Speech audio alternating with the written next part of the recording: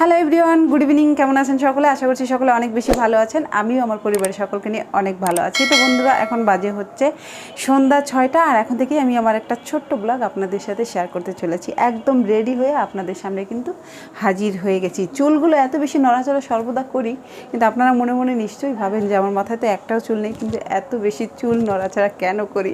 আসলে নেই বলেই এত ঝাঁকুনি। দেখতে পাচ্ছেন, যাদের চুল আছে তারা কিন্তু একবারও চুলে হাত দেয় না, আমার নেই বলে এত বেশি হাত দেয়। তো যাই হোক গাইজ, অনেক বেশি বকবক করলাম আর চুল নিয়ে অনেক বেশি কথা বললাম। তারও একটা কারণ আছে, আমার মাথায় তো চুল নেই। আমার হাজব্যান্ড সেটা দেখে, অনেক বেশি কেয়ার করে আমাকে। সেই কারণে দেখুন, আমার জন্য একটা হেয়ার থেরাপি নিয়ে এসেছে আমার হাজব্যান্ড। এই যে দেখুন, তো এই যে দেখুন আমার জন্য আমার হাজব্যান্ড কী নিয়ে এসেছে, হেয়ার গ্রোথ থেরাপি।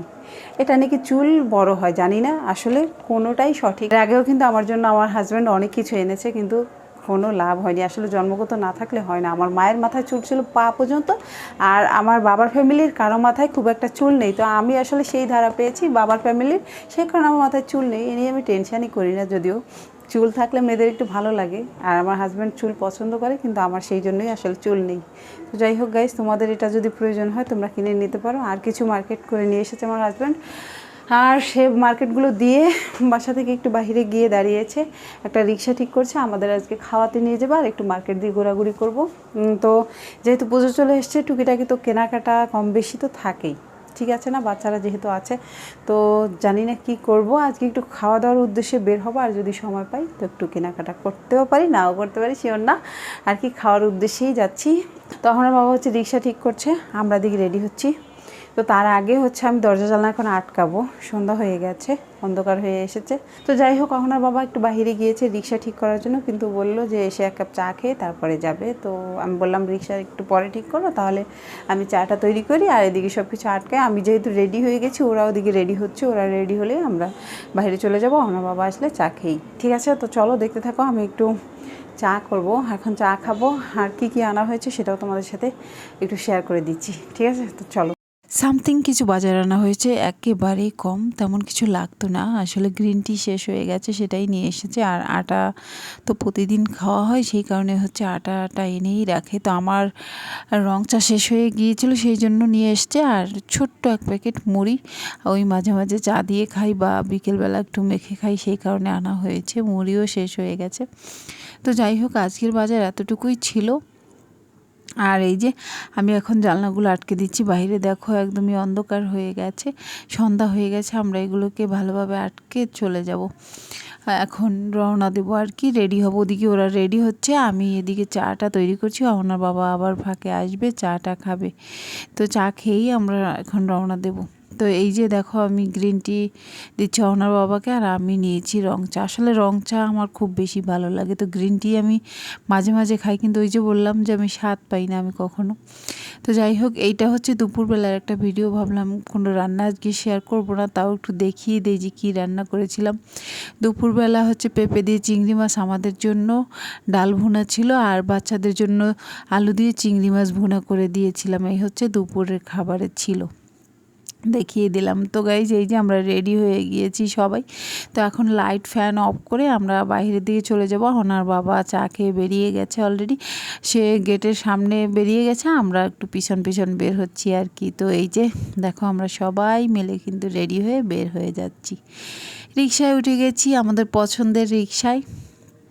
এই রিক্সাগুলো অনেক বড় হয়, এখানে প্রায় 4-5 জন বসা যায়, সামনে 2 জন, পিছনে 4 জন, এরকমভাবে অনেকেই বসা যায়। তো এগুলোকে আমাদের খুব পছন্দ হয়, সেই কারণে আমরা এগুলোই নিই যখনই বাইরে যাই। এই রিক্সাগুলোই নিয়ে যে দীপা সবসময় সামনে বসে, আমার মেজো মেয়েটা, ওর খুব পছন্দ, ও ড্রাইভারের সঙ্গে বসে আর কি, সামনে সামনে বসে ওর চারিদিকটা দেখতে ভালো লাগে, সেই কারণে বসে। তো আমরা আজকে একটু খাওয়া দাওয়া করব, সেই কারণেই যাচ্ছি। ওনার বাবা এমনিতে মাঝে মাঝে আমাদের এভাবে সময় দেয়, খাবার দাবার খাওয়ায় আর কি, বাহিরে নিয়ে একটু ঘুরায়। তো যেদিনই সময় পায় হঠাৎ করে বলে রেডি হও, তো যাবো। তো আজকে একটু প্ল্যান ছিল, বিকেল থেকেই জানতাম যাব, তো রেডি হয়ে গিয়েছিলাম আগে থেকেই। তো যাই হোক, আমরা এই যে নতুন আর একটা রেস্টুরেন্টে আজকে এসে গেছি। দেখো, এখানে কিন্তু এর আগে আসিনি, তবে আমরা যেখানে প্রতিনিয়ত খেতে যাই আর কি, তার কাছাকাছি। এখানে আর একটা রেস্টুরেন্ট আছে, পাস্তা রেস্টুরেন্ট, তো ওটার পাশেই এটা। তো এখানে চলে এসেছি আমরা আজকে। তো যাই হোক, আর একটা সুন্দর জিনিস তোমাদের দেখাবো। আজকে আমরা যে রেস্টুরেন্টে গিয়েছিলাম তার পাশে একটা সুন্দর মার্কেট রয়েছে, যেখানে সব ধরনের ফুল টুল পাওয়া যায় আর কি। এখানে দেখতে পাচ্ছ যেগুলো দিয়ে সাজানো ওখানে পাওয়া যায়, তো ওখানেই যাব একটু ঘুরতে। তো এদিকে খাবারটা অর্ডার দিয়েছে অহনার বাবা, তো ওনারা বললো যে আধা ঘন্টা লেট হবে, মানে খাবারটা রেডি করতে। তো যদি আধা ঘন্টা লেট হয় আমরা একটু ঘুরে আসবো নিচ থেকে, তো সেটাই প্ল্যান করলাম। তো আমরা সরাসরি নিচে চলে গেলাম। নিচে গিয়েই হচ্ছে আমরা এই দোকানটায় চলে এসেছি। দেখো কত সুন্দর সুন্দর ফুল পাওয়া যাচ্ছে এখানে। আমার এই জিনিসটা অনেক বেশি পছন্দ হয়েছে। ঝর্ণা রয়েছে, জল পড়ছে, গ্রামের দৃশ্য দেখো চমৎকার। ওটা 3,000 টাকা চেয়েছে, তাই ওটা আনা হলো না, শুধু দেখাই হলো। এখানে সবগুলোই খুব দামি। এটা আমার পছন্দ হয়েছিল, ওটাও অনেক দামি। এইটা আমার পছন্দ হয়েছে, এটাও অনেক দামি। এটা 1900 টাকা দাম চেয়েছে। আমাকে বলেছে আপু তুমি যদি নাও তাহলে ডিসকাউন্ট আছে, কারণ আমি হচ্ছে ব্লগ করি, সেই কারণে এখানে ব্লগাররা যদি আসে তাদের জন্য ডিসকাউন্ট রয়েছে। তো আমাকে বলেছে 200 টাকা কম রাখবে, 1900 টাকা যেটা। তো আমি কিছু জিনিস নিয়েছি, ওরা একটু দাম কম রেখেছে। তো যাই হোক, তোমাদের সঙ্গে একটু শেয়ার করে দেই। দেখো, তবে ব্লগারদের জন্য খুব সুন্দর একটা সুবিধা রেখেছে, যে তাদের একটু ডিসকাউন্ট দিয়ে দেবে। ভালো লেগেছে কথাটা শুনে। আমার মেয়ে বললো মা অনেকটা রেসপেক্ট করলো, তোমাকে সম্মান দেখালো। তো সত্যিই ভালো লেগেছে। আর এখান থেকে ড্রেস দেখছিলাম আমরা কেনার জন্য, কিন্তু আজকে আসলে ড্রেস কেনার কোনো উদ্দেশ্য ছিল না, তাও যদি ভালো লাগতো নিয়ে নিতাম। তবে এখানে সবগুলো ড্রেসই অনেক সুন্দর, কিন্তু ড্রেস নেওয়ার ইচ্ছা এই মুহূর্তে নেই, কারণ আমরা হচ্ছে আগে খাবো তারপরে। তো যাই হোক, আগে খাবারটা দিকে রেডি হচ্ছে, আর ততক্ষণে এদিকে একটু কেনাকাটা কিন্তু ফাঁকে করে নিয়েছি। ফুল টুল নিয়ে নিয়েছি 2-3টা, একটা দেয়ালের জন্য নিয়েছি, আর 2টা টব নিয়েছি আর কি। তো এই অল্প কিছু এখান থেকে নেওয়া হয়েছে, তবে সবগুলোই এত সুন্দর ছিল, আমার তো ইচ্ছে হচ্ছিল সব নিয়ে আমার রুমটাকে সুন্দরভাবে সাজাই। ফার্স্ট যখন এখান দিয়ে আমি যাচ্ছিলাম তখন মনে হচ্ছিল না যে এটা এইসব বিক্রি হয়, তবে পরে ঢুকে বুঝলাম যে ওরা এগুলো বিক্রি করে, আর সাথে পোশাক। তো ভালো লেগেছে অনেক। এটা বনশ্রীতে তোমার পাস্তা ক্লাবের পাশেই। যদি কেউ যেতে চাও এদিকে থাকো, মেলা দিয়ে বাজারের কাছাকাছি, তারা যেতে পারো। পাস্তা ক্লাব যাবে বনশ্রী স্কুলের পাশে। তো পাস্তা ক্লাবের 2টা দোকান পরেই হচ্ছে এই দোকানটার নাম আমার ঠিক একটা খেয়াল নেই, তবে ওখানে কাছাকাছি একটাই দোকান আছে। তো যাই হোক, আমরা তার কেনাকাটা শেষ করে চলে এসেছি। এসে দেখি আমাদের খাবার রেডি, আমরা সবাই খেতে বসে গেছি। আর খাবার রেডি মানে বুঝতেই পারছো, খাবারটা অনেক মজার ছিল, অনেক ভালো হয়েছিল।